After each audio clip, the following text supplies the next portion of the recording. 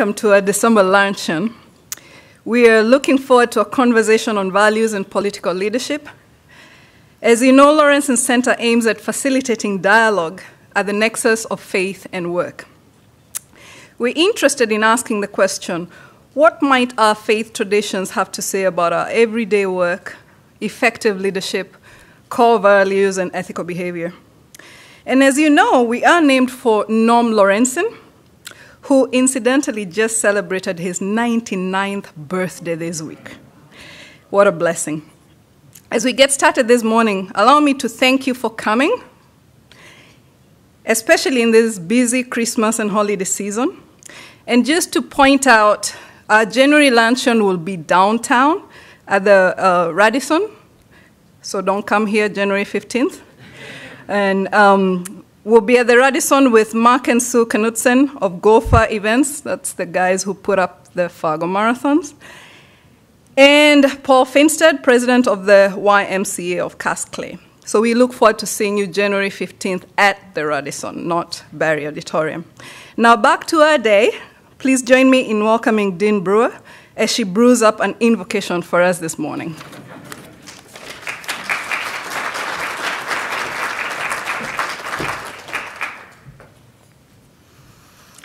Let us pray.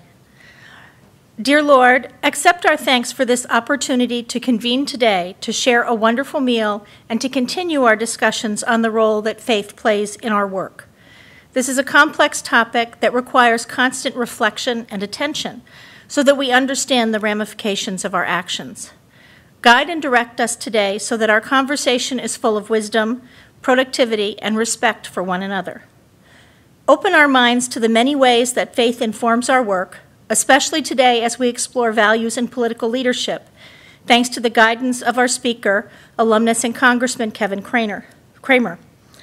As always, help us to remember to be good stewards of the talents, skills, and opportunities that we have been given, and to take into account who and how our actions impact those around us as we undertake to create jobs, build communities, promote growth, and prosperity for all.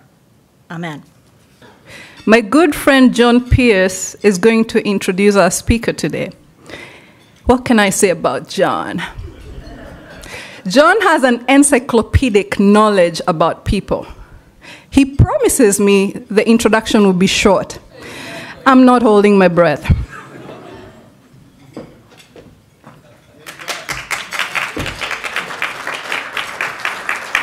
It is fun, and it is, hi Ron Mullen, Jen. It is fun, and it's a privilege and an honor to introduce my friend Kevin Cramer. Kevin grew up at Kindred, North Dakota, and I grew up at Page. When our football team would go to Kindred, Kevin, we saw those big Norwegian Vikings out there, and I wanted to just stay on the bus because they were tough. Kevin is a Concordia graduate in 1983.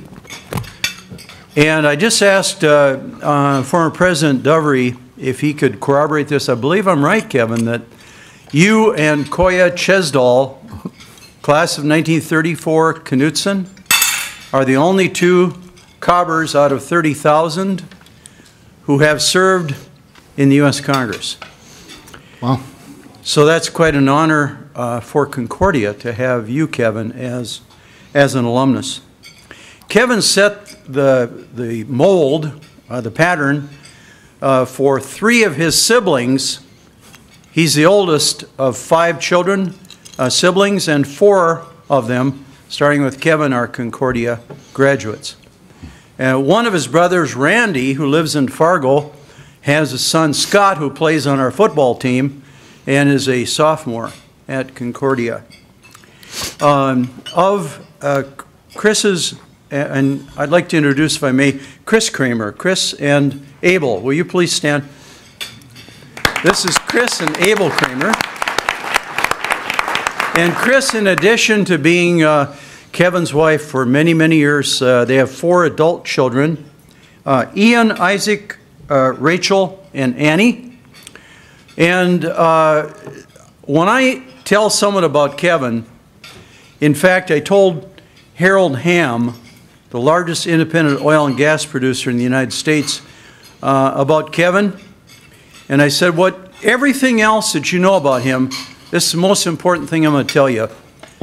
When Kevin and Chris had raised all these adult children, their son, one of their sons, dated a lady, and later a subsequent boyfriend with whom she had a child named Abel killed her.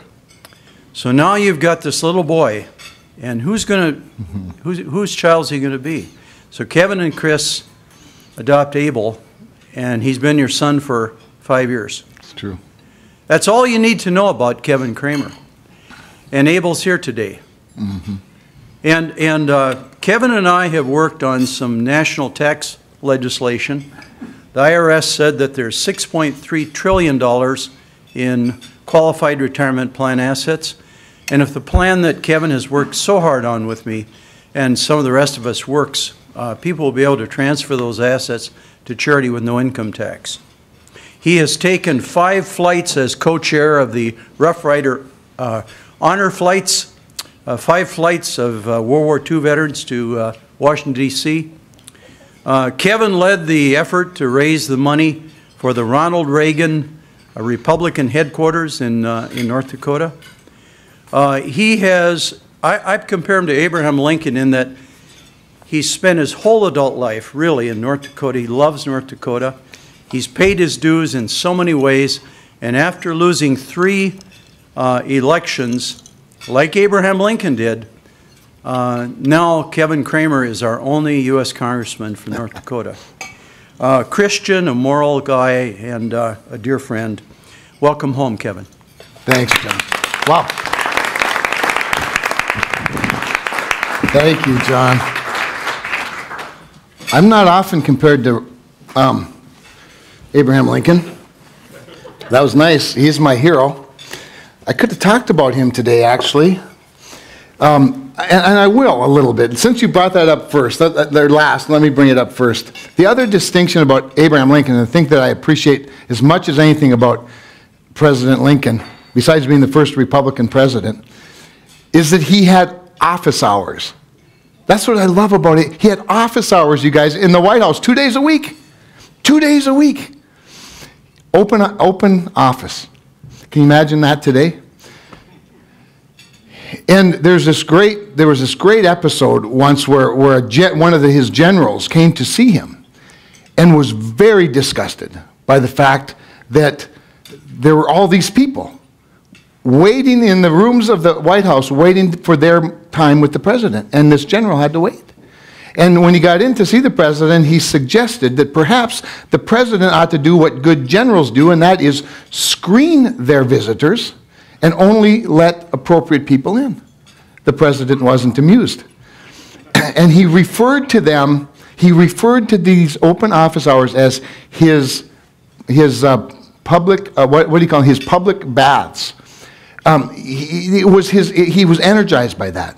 Why do I bring that up? I bring it up because I admire it so much in him. No president prior and no president since was as accessible to the public as Abraham Lincoln. The other distinction that I have, John, besides losing a lot, was is that for the last 2 years I've been recognized as having the most town halls of any member of Congress. And I say that not as a point of pride for me, but kind of more, I bemoan the fact that not enough members do that. That's the problem I see. And so when I talk about values in politics, I want to get into that a little bit. The importance of transparency. I happen to think transparency is the greatest backstop to corruption there is. And there are way too many politicians today who don't allow themselves to be transparent. And the problem with transparency in politics is that when you're transparent, you're also vulnerable. Do you know what I'm saying? You peel a little more of yourself open. And when you just, Donald Trump has sort of tapped into this in a weird sort of way.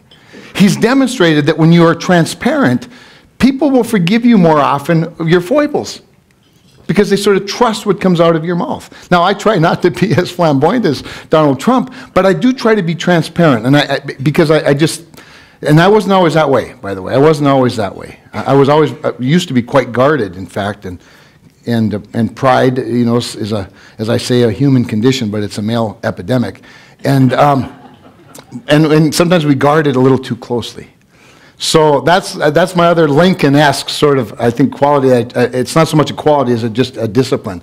I want to talk a little bit about Chris and Abel, since John was so nice to talk about them. So Abel's our 8-year-old son, as you heard.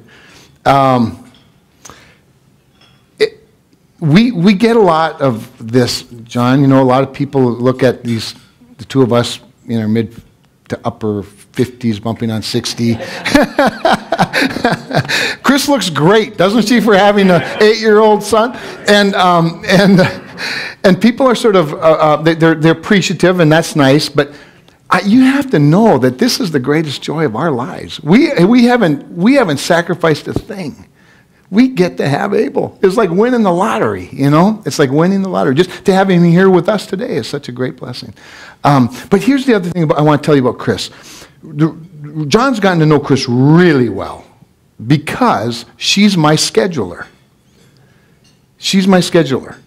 And when in Congress there are ethics rules. They're really quite strict ethics rules, and you're not allowed to hire anybody from your family. That's a good ethic. That's a good idea. But family members, immediate family members, are allowed to volunteer for the taxpayers of the country. And so Chris is my in-state scheduler. And that gets right to the heart of today's topic. Many people, when we first did this, looked at us sort of cross-eyed, like, come on. Especially in North Dakota. North Dakota is a very traditional place. Oh, you got to have a big staff. You got to have, all these people, and you've got to have a scheduler that's a gatekeeper, and all this sort of stuff. And I said, yeah, I want a good gatekeeper, but I want it to be somebody who knows my values. And I want it to be somebody who shares those values. And I want it to be somebody who knows my state. And I want it to be somebody who knows what's important in Can-Do, North Dakota. Do you know what I'm saying? And that understands that Minnewacan is Benson County.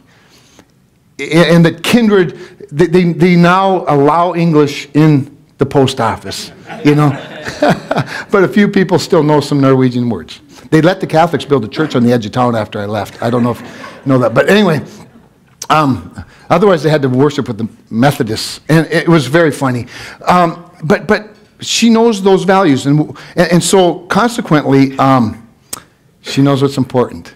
And she doesn't work me any less than a paid scheduler would. But she works me smarter. And that's important. Plus, she protects me and our family. That hedge that we pray for around our family is administered by the mother and the wife. You know what I'm saying? That's really cool. So Abel's with us today as we're heading to Grand Forks. But thanks for this opportunity, because we're going to talk about values and politics. I'm going to say a few more things, and then I'm really going to open the floor, because what I like to do is talk about what you want to talk about, hear from you, and otherwise I'll ramble and talk about things you don't care about. But I want to talk about Concordia for a little bit, because when you talk about values, of course, growing up in Kindred, and my dad was a rural electric lineman, hardest working man I knew. My mother my mother pumped gas at the Senex station and did the inventory and did things like that. And then she worked for some in Elam Nursing Home as a nurse's assistant. Just really hardworking people. For a while, she waited tables at the Bowler. My dad always had other work in the falls. He drove truck a lot for beet farmers. So that was my life growing up.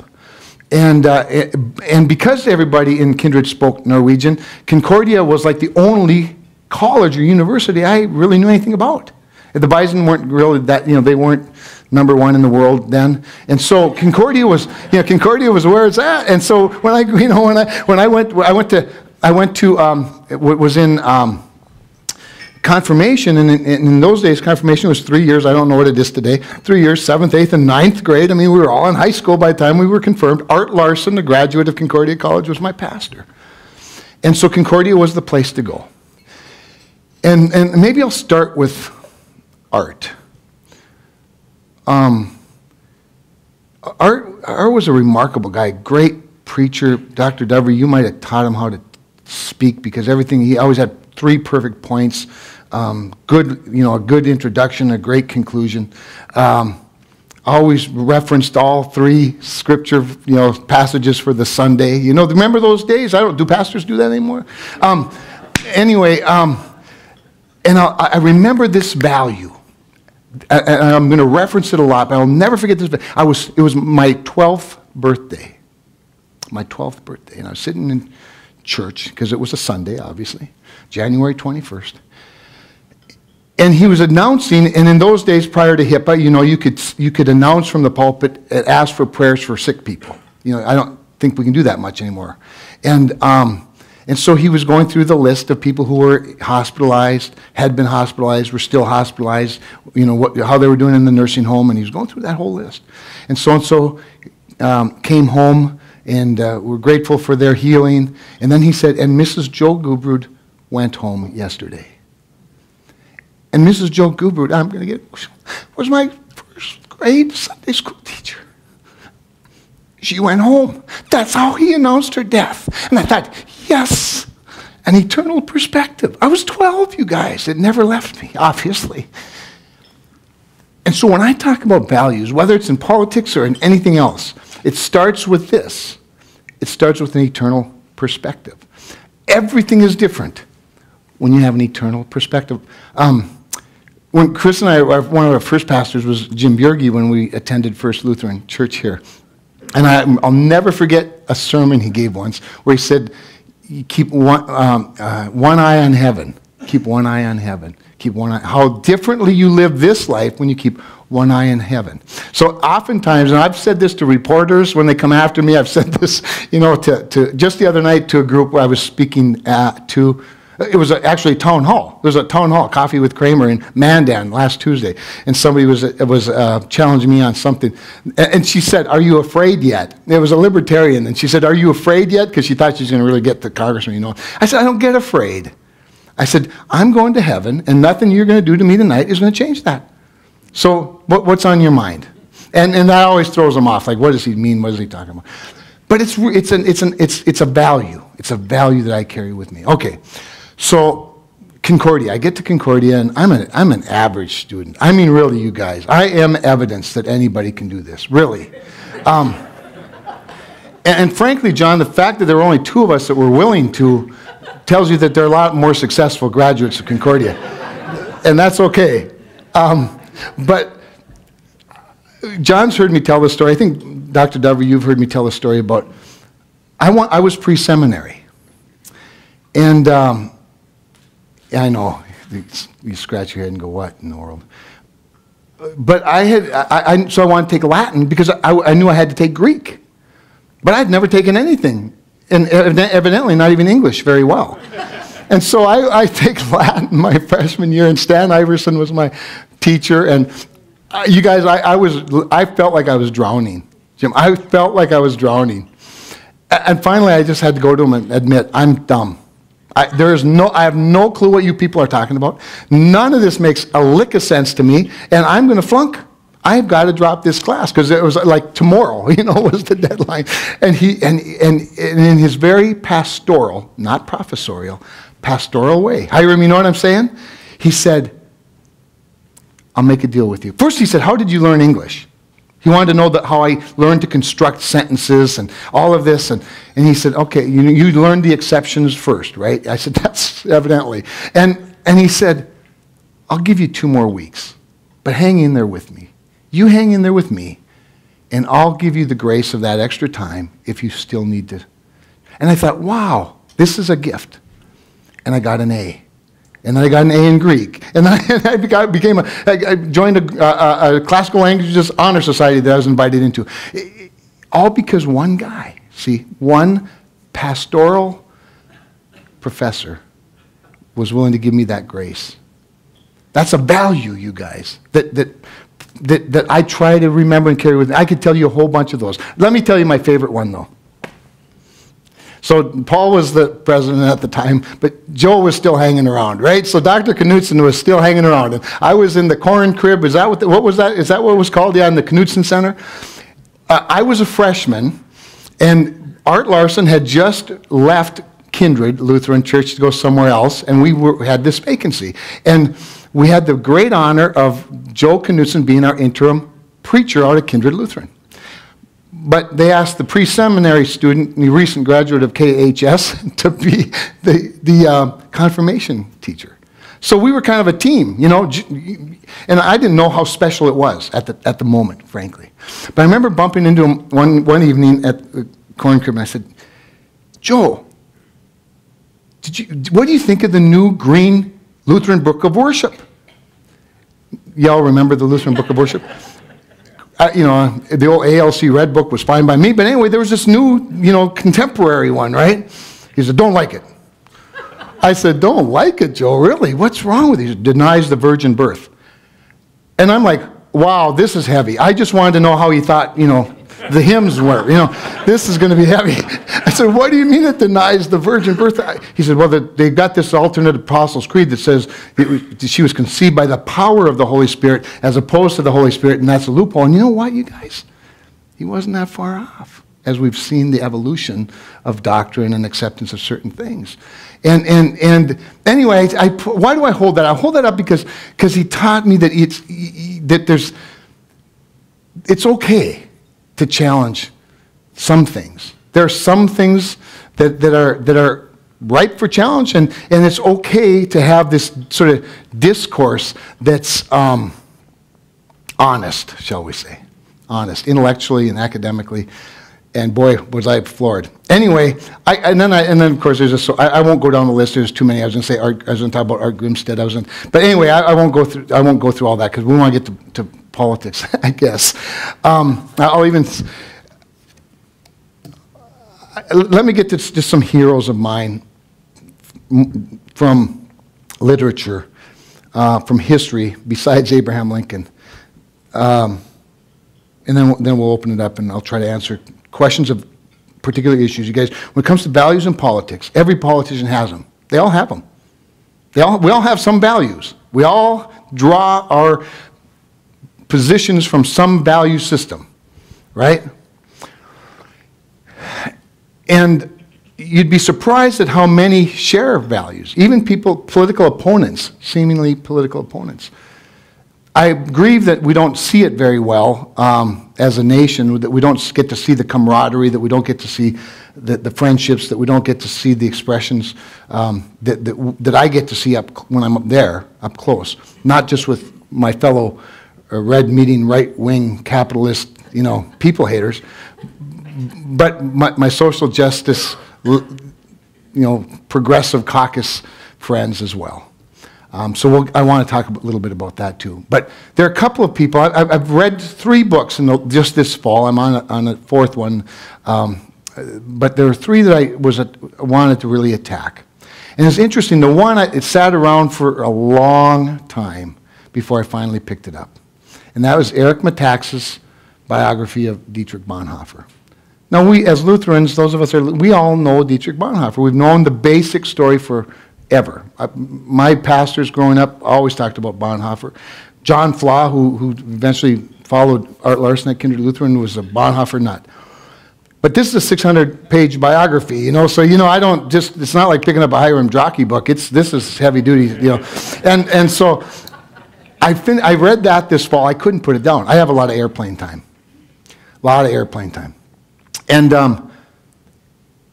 And what a remarkable thing. When you think about values and how it drives you politically. I love Bonhoeffer because he was a liberal, basically. Now, in Lutheran theology, he's very conservative. But he was open-minded to other things. Of course, you know his time in America where he's exposed to more fundamentalism and even Pentecostal expression, motivated this very staunch German brainiac. But he was motivated as a sort of a social justice pacifist to participate in a plot to kill a national leader, Hitler, right? And he was hanged for that. And he was willing to be hanged for that because why? He had an eternal perspective. He was never afraid of the ultimate negative outcome of his activism. Now, there aren't a lot of us today willing to die for a cause. But in Congress this year, we've been dealing with really big social issues. Really big. The Planned Parenthood thing is still very active. We're trying like crazy to get some language in our omnibus bill that we're going to vote on next week.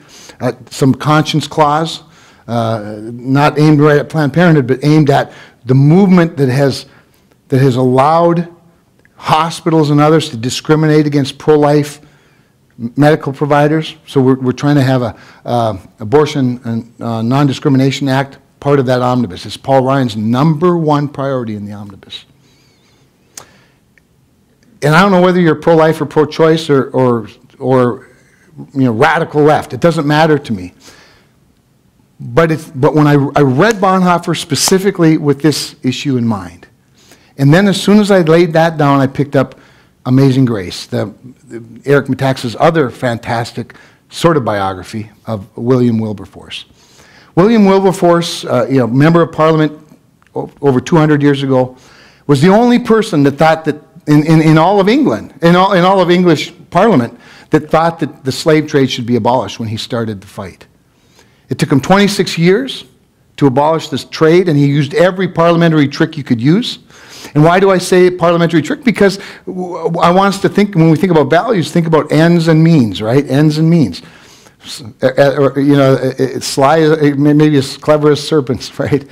But gentle as doves. He was very good at it, and then of course it took them another 15 or 16 years to end slavery altogether. 41-year fight that this single, small, but very eloquent Christian man took on. Here's what's interesting about both Wilberforce and Bonhoeffer.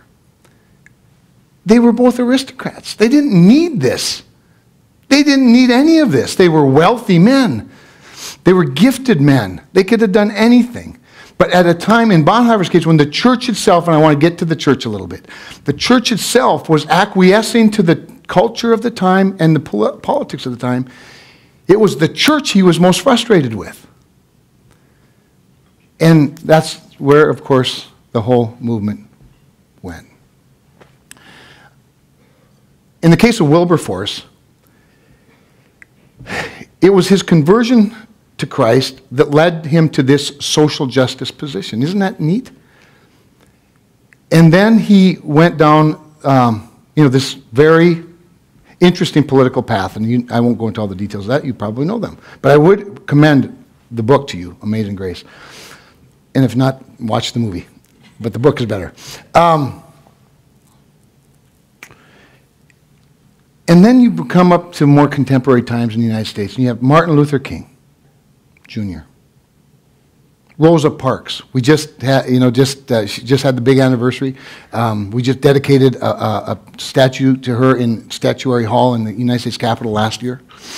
And then and Jackie Robinson, who's the movie 41, who didn't love it. I mean, just these three incredible black social leaders all had one thing in common with Dietrich Bonhoeffer and William Wilberforce and each other. They were all committed followers of Jesus Christ.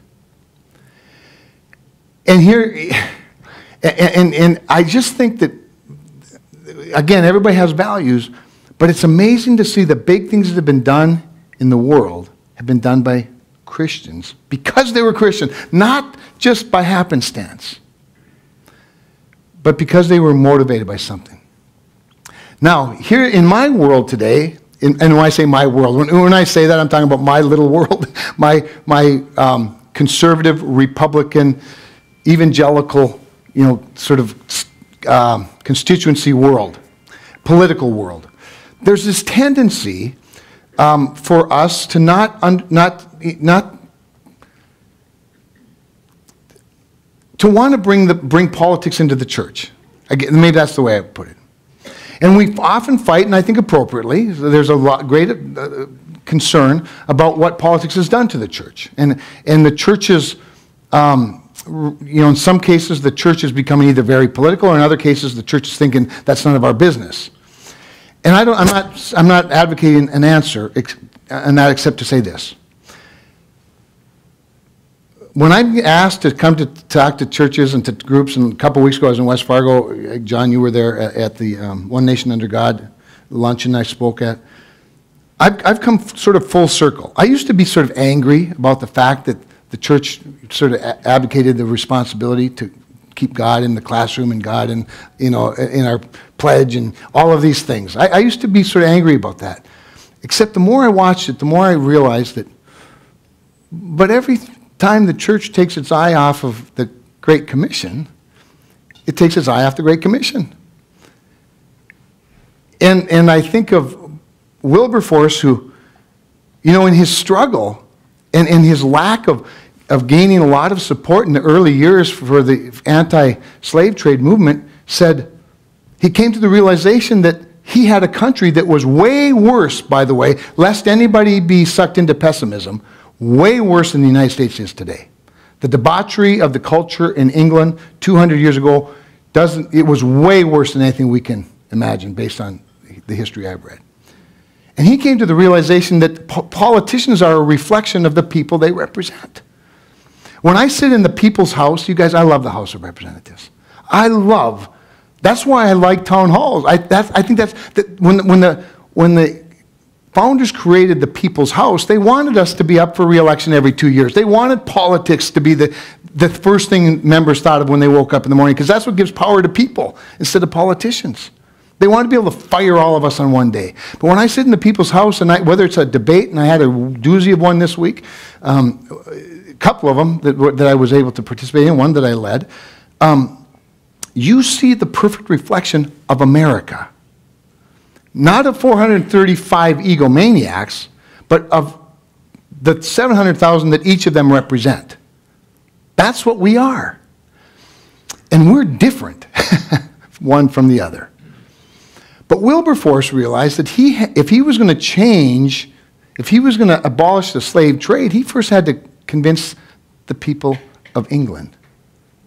And you know what he did? And he was a prolific writer. He wrote a Christian tract and got it published. And because of his celebrity, publishers were willing to do it, and then more and more and more and more people wanted it. He changed his strategy from one of political strategy to one of changing hearts and minds for Jesus. Isn't that something? That's what led to his political success eventually. So I was thinking, when Jesus went before Pilate, I've said this to many groups that think that I'm supposed to come and fire them up for Republican politics. I've been in Bible studies where I'm convinced that the Bible study is designed more to convert people to Republicanism than it is to Christ. It frustrates me. I don't stay in those Bible studies long. Christ said, when Pilate asked him, "Is it true? Are you the king of the Jews?" He said, "My kingdom's not of this world." Eternal perspective, see? Eternal perspective. You guys, I wake up every morning falling far short of the values that I learned here, that I learned in Kindred, that I learned in Bible studies to this day. Grateful for God's grace. Grateful for God's grace. But I do know that with relationships, one with God through Christ and then with each other, we can do a lot better in politics. And I haven't even gotten into issues other than the life issue. And I'll let you guys drive that, because we're in some struggles right now, aren't we? As we deal with how do you deal with refugees fleeing a war-torn country while trying to protect your own, right? We're having a hard time. A lot of us are having a hard time with that. How do you deal with the life issue at a time when science can keep, babies alive at a much younger stage? North Dakota's led a very important debate on this topic in our country. And so we're struggling with these things. So I don't want to pretend that it's easy. I want to tell you one story, and then we're going to open it up. So one of my values is I like safe, efficient transportation of oil. So I introduced the Keystone XL pipeline bill, right? And H.R. 5, first bill this year that we took up in the House. John Hoeven introduces Senate 1, S1. Both of them pass. But a funny thing happened on the way to passage before being vetoed. I was on the floor to debate the merits of the Keystone XL pipeline. And talking about jobs that it would create, talking about the fact that it's less greenhouse gas emissions than trucks and trains, the fact that it's, you know, much safer, the fact that 730,000 barrels of, you know, heavy sour crude from Canada would displace Venezuelan crude into the Gulf Coast. All the arguments I know about. And I know them very well. And I was sitting there, and one thing about the House, we don't filibuster, so we have limited debate time. And each side controls usually a half hour. And so when the other side you dole it out 1 to 2 minutes at a time to various members who have something to say. And basically what happens is there's a half hour of Republicans speaking over here, and then there's a half hour of Democrats speaking over here. That's generally how it goes. And they're not really debating, they're just talking. But I was sitting there, and the opposition yields 2 minutes to the gentleman from Georgia, David Scott. So I sat there and watched Congressman Scott, who I didn't know from a hole in the head, step up to this podium. And he's a 70-year-old black man from Atlanta with a great voice. And he starts talking in this very eloquent and articulate voice about the president's lack of a Jobs Act. I'm like, whoa. He said, I'm here to support the Keystone Pipeline. Now, keep in mind, he took 2 minutes from the opposition. That warms my heart to begin with. And then he says, I'm here to support it because I believe black lives matter. And the best way to prove black lives matter is to create a program that employs young black men. And I thought, what in the world is he going to do next? And he said, that's why I have an amendment that I know is not going to be ruled in order in the House, but I hope that we can get it to the Senate.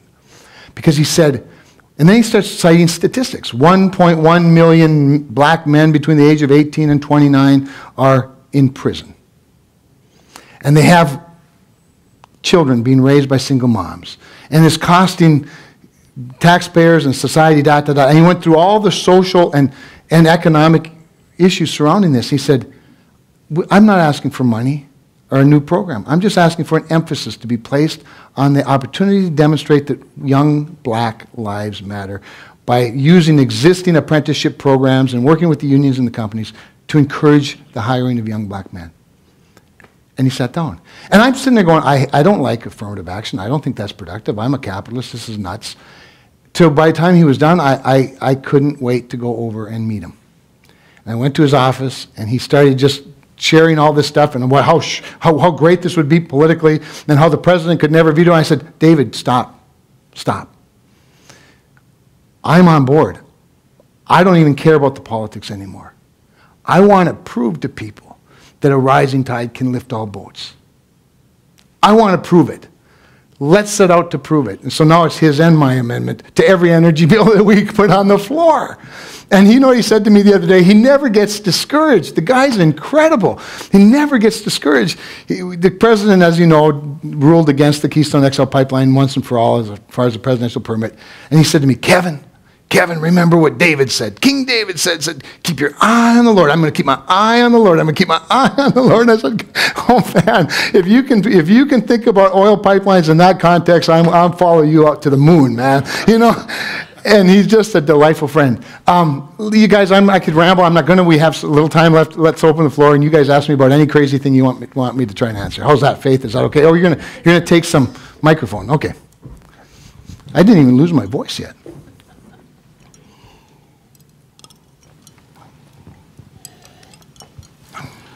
A recent study by the Pew Research Center looked at Americans' trust in government. Mm-hmm. And in the 1950s, 70% of Americans responded that they trusted government. Mm-hmm. Today, it's 19%. Mm-hmm. In the intervening years, of course, we've had Vietnam War and Iraq mm-hmm. and Citizens United and mm-hmm. gridlock and all that.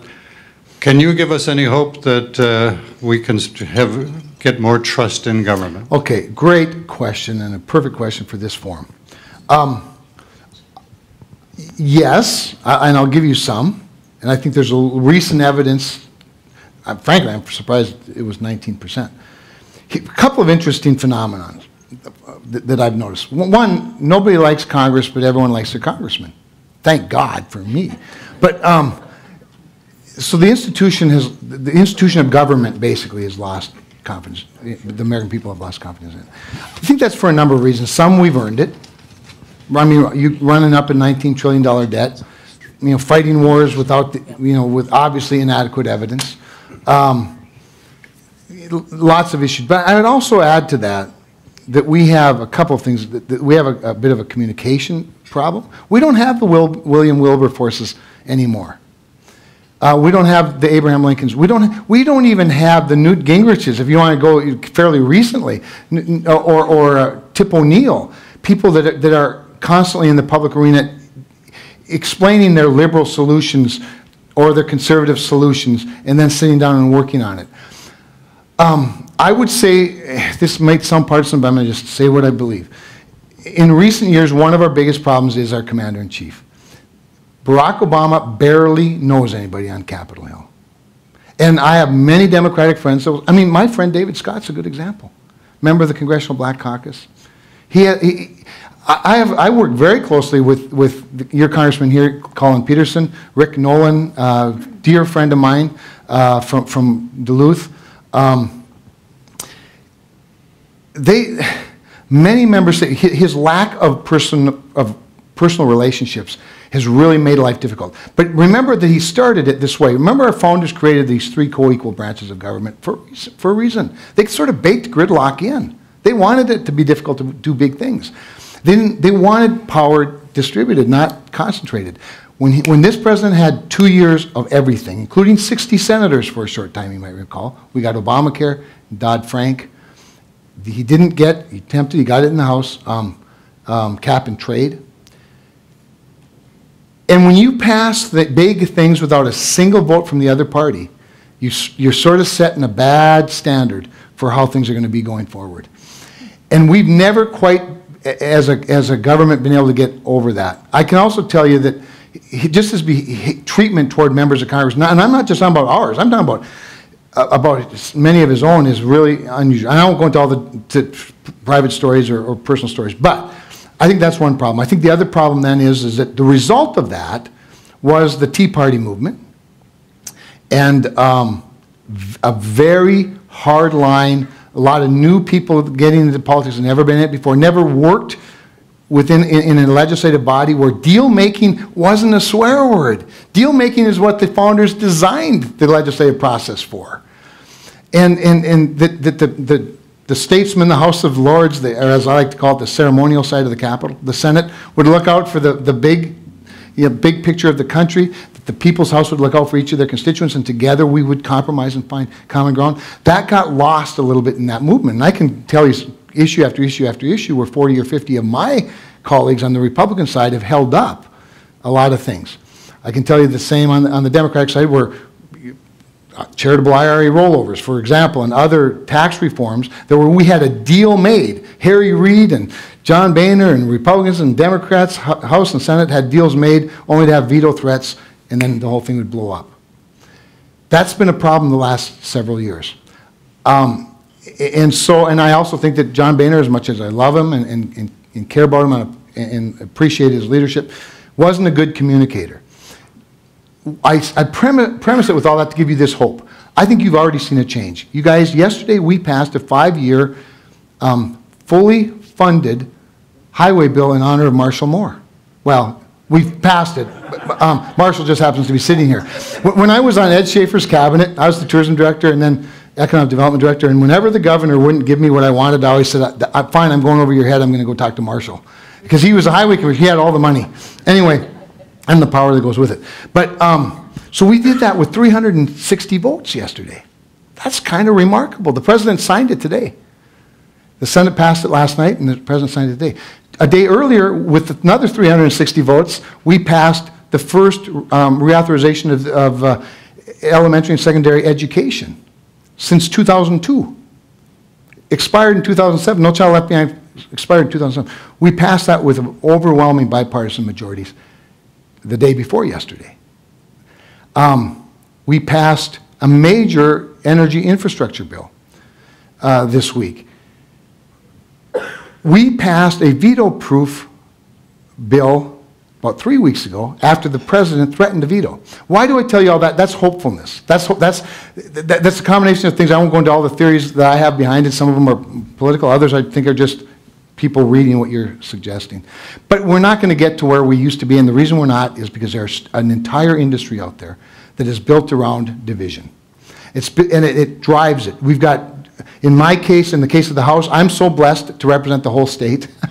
They'll never gerrymander me into an extreme district. But that's what we've done. There aren't more than 40 competitive House districts in the entire country. And so the race is always to the extreme. The only competition most people have is in their primaries. And it's always from the further right or further left of their party. Hiram. I'm a firm believer that the Lord kicks us in the shorts when we're not working what we're doing what we should do. Mm-hmm. Now, you said you wanted to go into the ministry. Now, what was the turning point that determined that you should go into politics?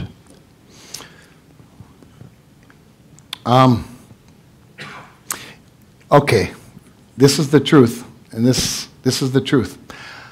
Some of it was probably my own heart. I mean, let's be honest, I was 20-some years old at the time. I had visited seminaries, 2 of them.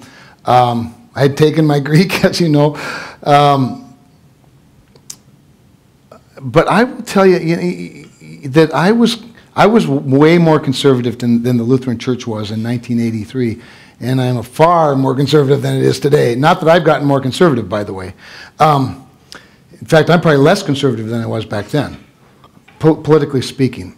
I remember going down to Luther Northwestern as a senior here, taking a tour, and I said to a student that gave the tour, there doesn't seem to be a lot of warmth. I mean, I know I'm used to Camp Concordia, but come on, this is a theological seminary. He said, you know, a lot of us have been concerned that there's a lot more theology than there is God around here. And that hurt me terribly. I love the church so much. But I'll tell you this, God had another calling for me. There is no doubt in my mind. I believe so strongly in the ethic of work and the vocation, the vocale. If Stan was here, he'd know. That's the call, Latin for the call. I believe so strongly in the priesthood of all believers, and that we're all called. So I don't want to be dumping on the church necessarily, or the liberal nature of it, but I've found my way to leading in other ways, both in the church and then as a Christian in the marketplace, inadequately most of the time, but striving all of the time. So frankly, that was part of it. But I also just think, I probably wasn't as committed to it as I thought I was when I first felt the call, and as a high school, probably sophomore. So it wasn't just, it's all on me and God. Yes. Kevin, I think I'm not alone in maybe describing myself as a fiscal conservative and a social liberal. Sure. And that's, I think, tough from a political standpoint, perhaps. But the common ground I see is in accountability. Mm-hmm. And elimination of waste. Yeah. Any perspective on how the two parties can work together to address those issues? It absolutely should be. So I have this friend. Well, let me back up. So when I first got there was the unusual thing about my class in Congress is that we were fairly evenly split politically. There were about I'm going to be rough, but 42 Democrats and probably 35 Republicans. That usually doesn't happen. Usually big freshman classes are due to a swing. That was not the case in 2012. And so most of us were, and by the way, this is the other thing, most new members, when there's turnover, come from pretty moderate places, or at least pragmatic, and that's how I would describe me. I'm not moderate as much as I am pragmatic. I figure, first downs eventually lead to touchdowns. I don't need a Hail Mary every play, and that's part of our problem today in politics. But I helped start a group called United Solutions Caucus. And I'm still sort of the lead Republican on it. And Patrick Murphy, interestingly, who's running for the U.S. Senate in Florida, is the lead Democrat on it, a good friend of mine.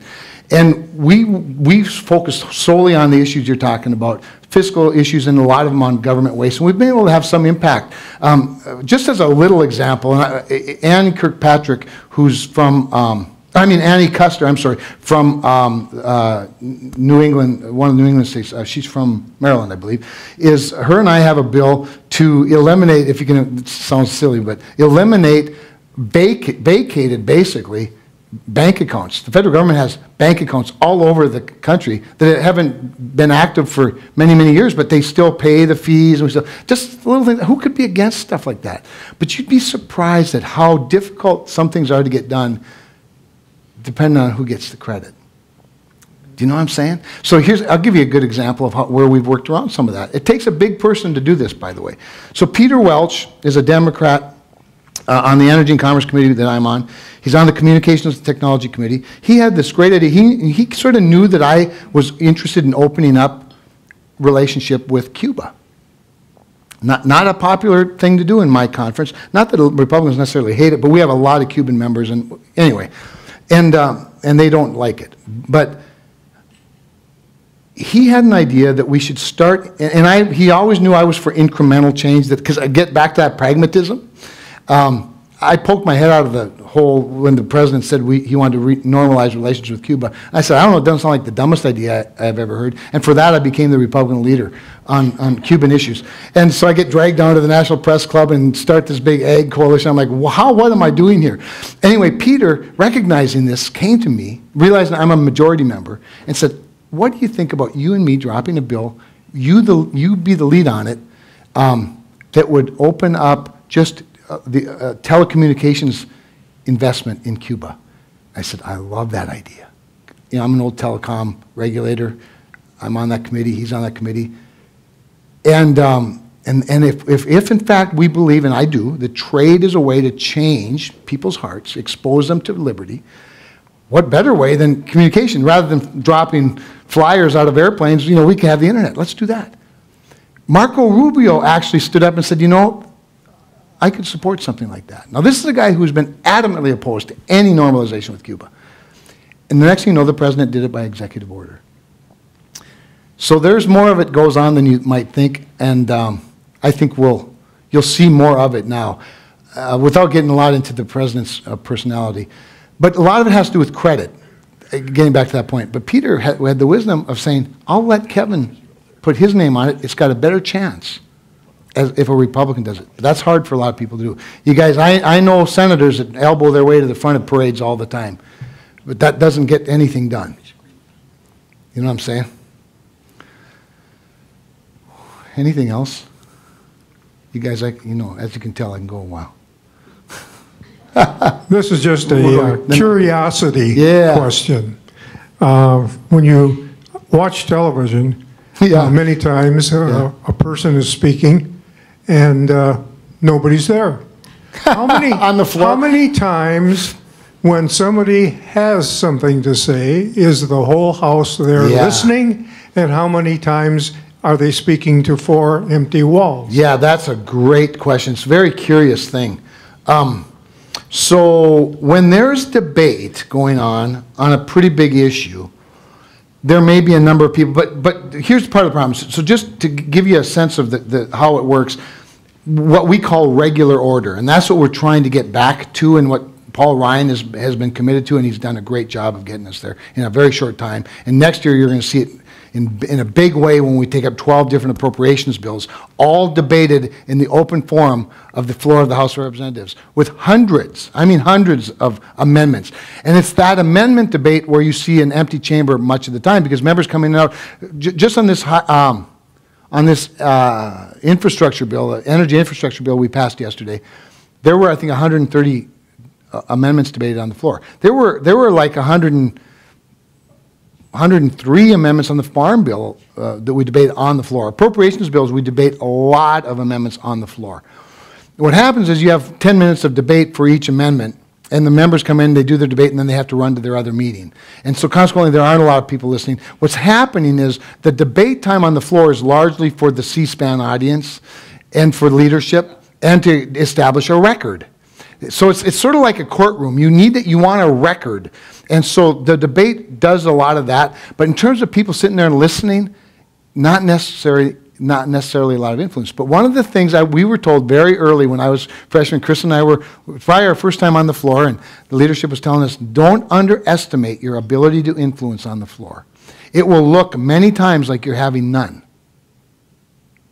But don't underestimate the value of good words, of eloquent words. There's not a lot of great debaters, you guys. I will tell you that. I will readily admit it. There are some pretty good speakers. Some of them have some good staff speech writers. I have stopped writing debate speeches because when I sit there, I'm going to give you an example. I'll give it because John knows this example probably.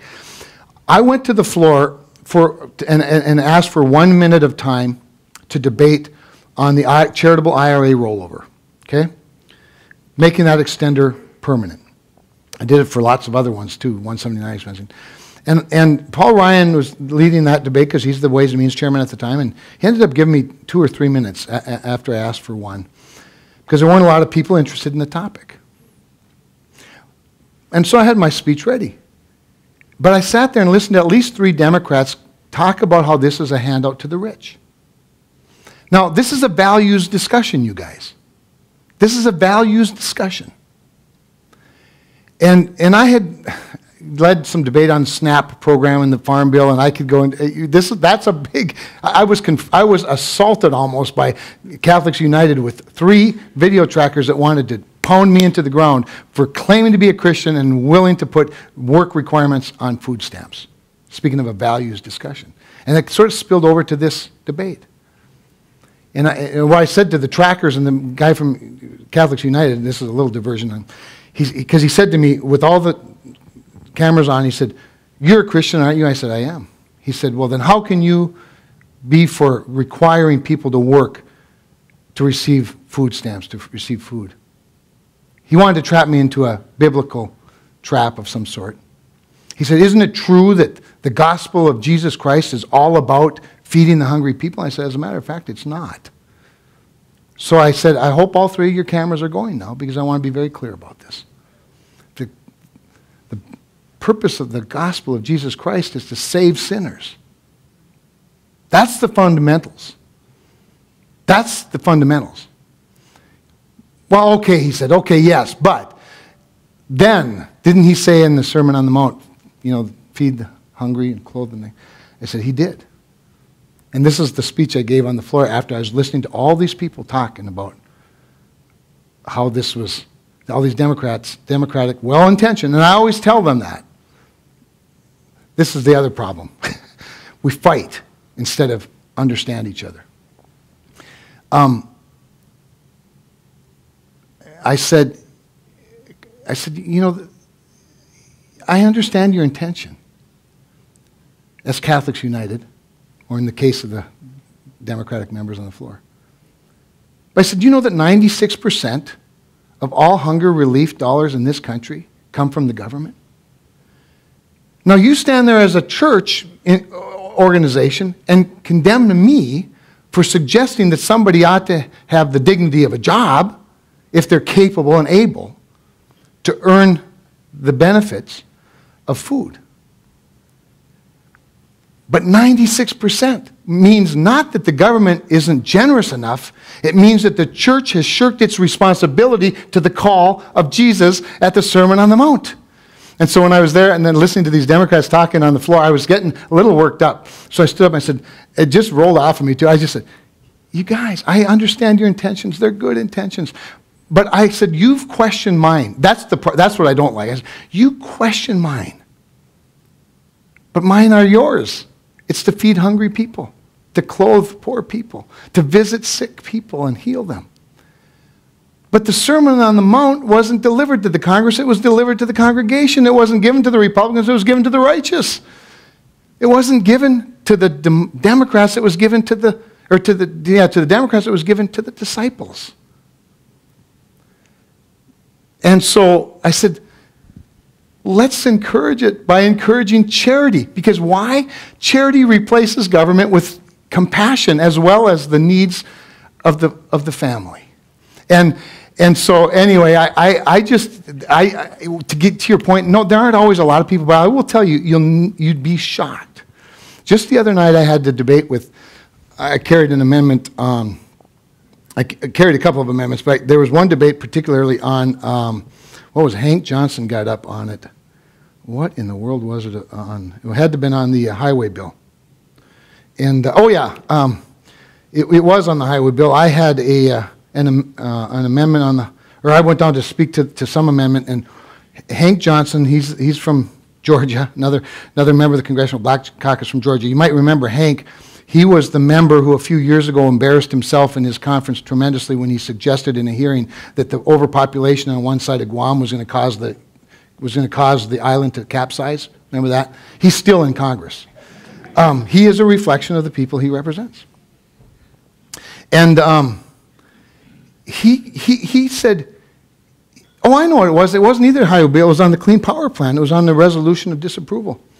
And he kept referring to how Republicans' hatred for Barack Obama has driven them to take this extreme position. And he used the word hate and Republicans and Barack Obama about 4 times. And I thought, this is, again, thank God I didn't write a speech because I couldn't have delivered it at that moment. I followed him and I said, Mr. Speaker, the previous speaker from Georgia, I'm sure is well-intentioned in his love for the Clean Power Plan, in his care for the climate and the environment. I don't question that. I never do. But to question the integrity of my position as somehow being because I hate a man is beneath the dignity of this institution and should never, ever be used. I was so upset about it, but I was fairly measured in my indignation. And then went on to talk about the real reasons I disapprove of the Clean Power Plan. What happens is we all have C-SPAN on in our offices. And you try to do all the things you do throughout the course of a day with limited hours, all the meetings and all the hearings, all those things. And many people see that debate. They'll see all of that going on. I bring it up in this context because many people saw that debate and said, well, I appreciate that, great point. I had Rick Nolan tell me he voted for the Keystone Pipeline because of my debate on the floor. My debate on the floor along with David Scott. So it has more influence than you think, but that's what happens with TV. It's not like Parliament, though. Don't you watch, when you see Parliament on C-SPAN, don't you go, that's the way it's supposed to be? You guys, part of our problem is we don't celebrate our diversity very much. You know, people watch us, gets back to your point again, they watch us arguing, and they don't have an appreciation for the rough and tumble business of politics. The exchange of ideas in the freest place in the world. We should celebrate it. Universities should celebrate it. For crying out loud, now we want everything to be hate speech. You know, that somehow disagreeing with a liberal is somehow hate speech. No, it's democracy. It's okay. It's a value. It's a very high value in our system. And I think we need to get back to it, and I think colleges and universities are a good place to do it, to get back to within the realms of the law and decency, but to celebrating and enjoying good, rigorous debate rather than squelching it. Yes, ma'am. I have one quick question that is... And you're hoping for a quick answer. Yeah. Well, what happened to the Perkins loan? I read about it today in the Concordian that the Perkins was killed by basically one senator. Do you know anything about that? I don't. That's new to me. I was shocked because it does affect financial aid and students. I will tell you this much about financial aid and students. You know, that was another victim of Obamacare. You probably know that Obamacare took the federal student loan program in-house, and rather than having this efficient distribution, public-private or private sector distribution system, it took it into a one-size-fits-all single-payer system and has made it very inefficient. But I don't know specifically about the issue you're raising right now. I didn't hear about it. You.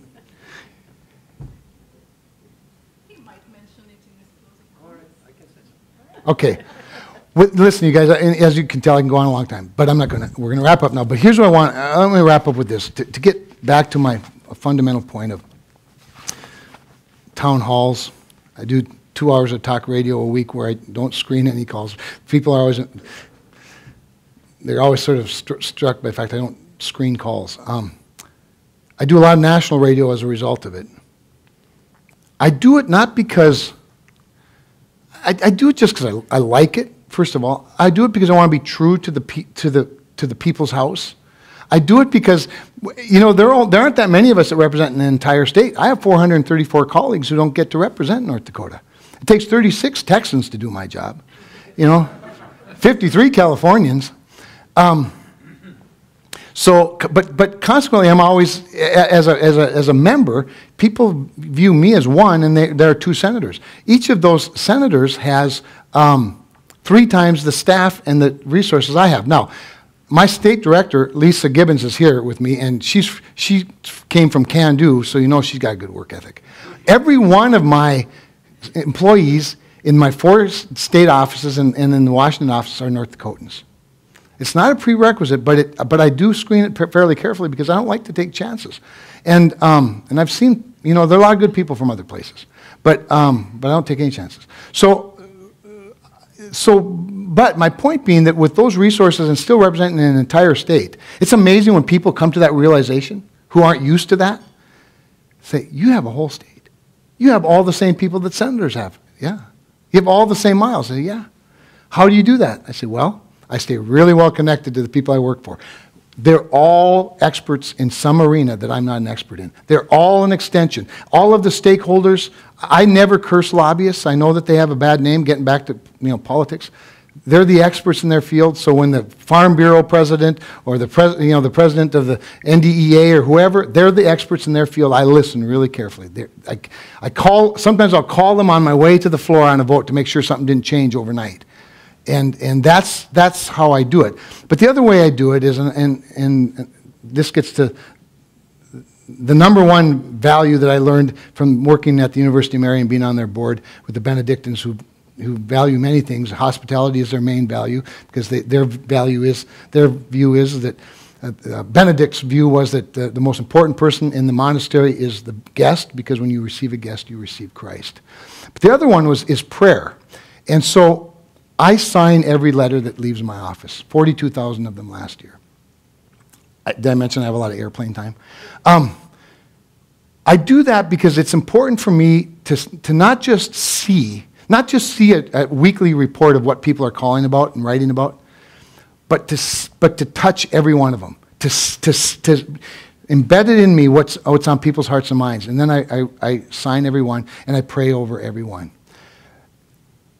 Because it creates for me an intimacy with 720,000 people that most of whom I'll probably never get to meet, although you'd be surprised.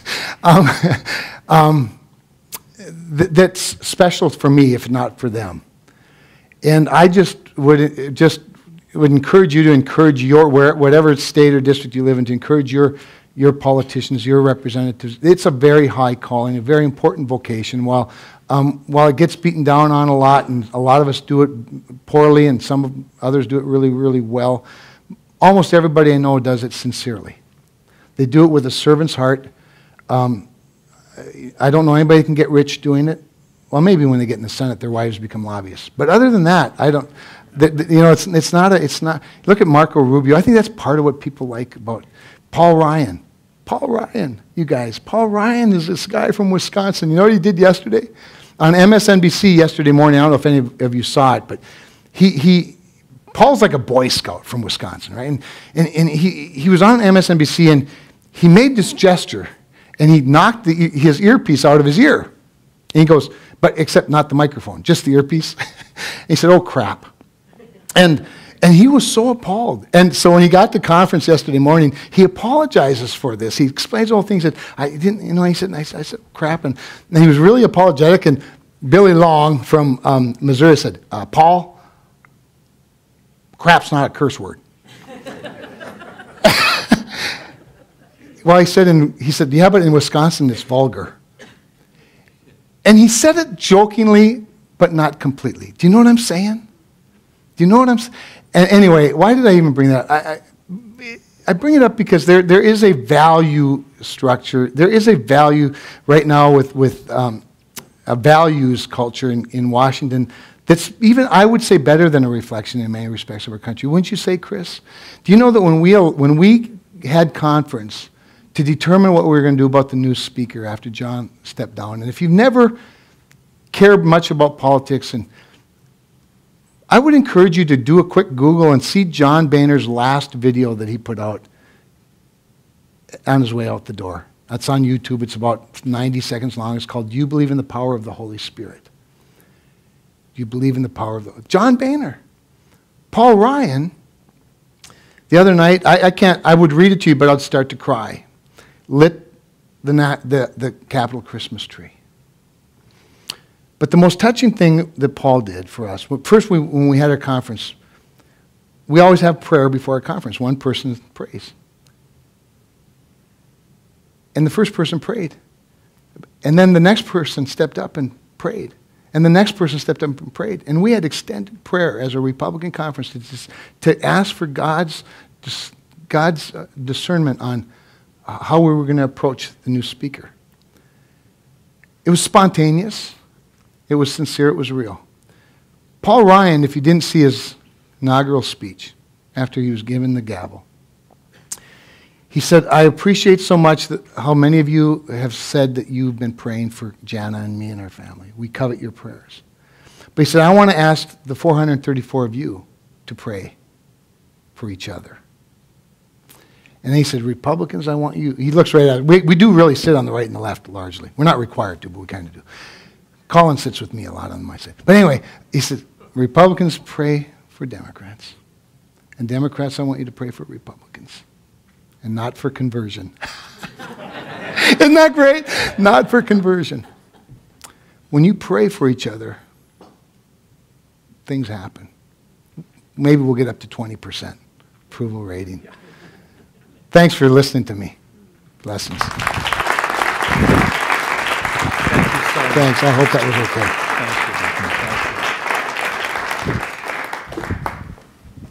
Congressman Cramer, thank you so much. Thank you so much for coming back to your alma mater. Chris and Abel, thank you so much for being here. It's a privilege for us to welcome you.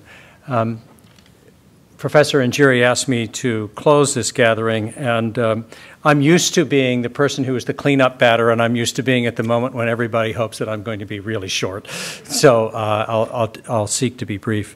I did want to say, Kevin, that, and John Pierce knows this, that some other great Concordia folks have come out of Kindred.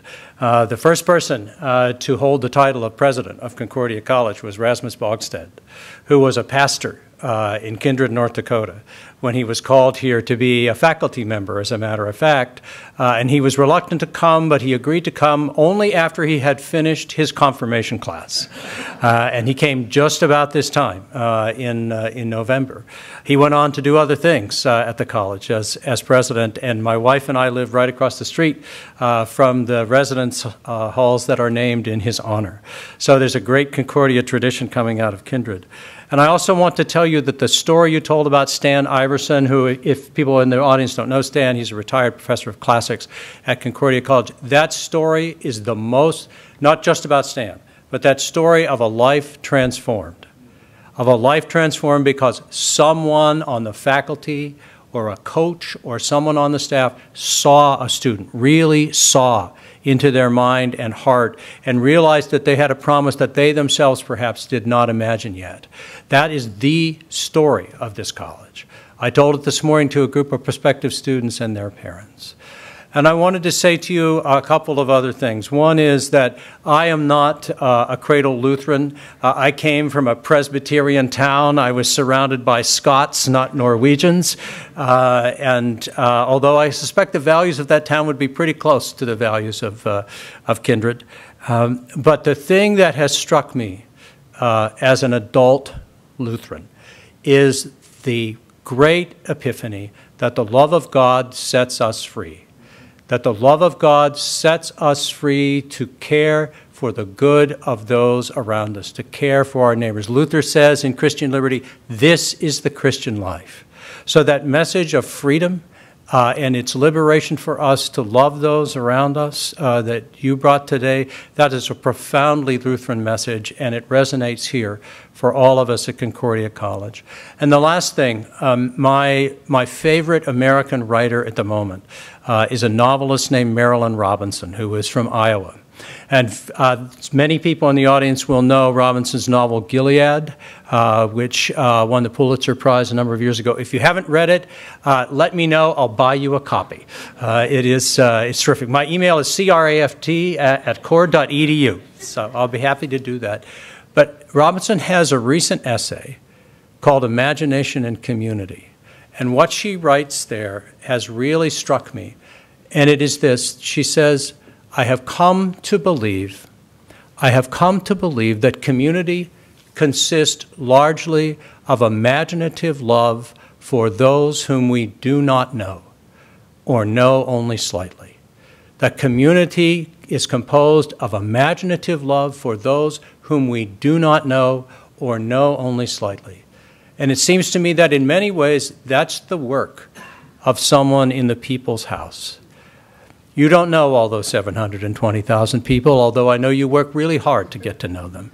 But not only to know them, and I think this is Robinson's point, to think, to imagine the best of them. And thank you so much for the generosity of spirit that you brought to this. As you talked about people on the left, on the right, of different views, and imagining the best of them. It gives us heart. And of course, that's what Concordia means. Concordia means hearts together. So thank you for reminding us of that today, and thank you so much to your service for our country that we all so much love. Please join me, if you will, once again in thanking Kevin Cramer and Chris and Abel for being here today.